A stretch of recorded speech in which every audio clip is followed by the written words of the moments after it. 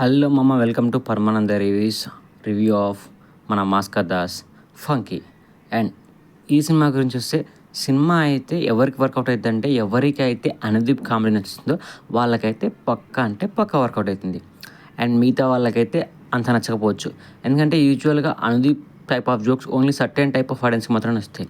So వాళ్ళైతే పక్కా అంటే పక్కా enjoy చేస్తారు. అండ్ జనరల్ ఆడియన్స్కి అయితే యావరేజ్ అనిపిస్తుంది. అండ్ మరి కొంతమందికి అయితే క్రింజ్ కూడా అనిపిస్తుంది. ఎందుకంటే ఆ డైలాగ్స్ వాళ్ళకి అర్థం కావు, వాళ్ళకి ఎక్కువ కాబట్టి.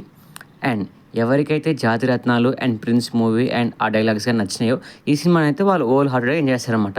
అండ్ ఇదైతే ఒక లైట్ హార్టెడ్ మూవీ. దీంట్లో ఎమోషన్స్ ఉండవు, మెసేజెస్ ఉండవు, ఓన్లీ ఫన్ మీద పోతుందన్నమాట. సో దీంట్లో వచ్చేసి లీడ్ పేర్ పర్ఫార్మెన్స్ అయితే నాకైతే నచ్చింది. అండ్ జనరల్గా ఎందుకంటే నాకు అనుదీప్ టైప్ ఆఫ్ కామెడీ నచ్చింది కాబట్టి నాకు నచ్చింది. బట్ మోస్ట్ ఆఫ్ ద పీపుల్కి అయితే అనుదీప్ టైప్ ఆఫ్ కామెడీ నచ్చదు.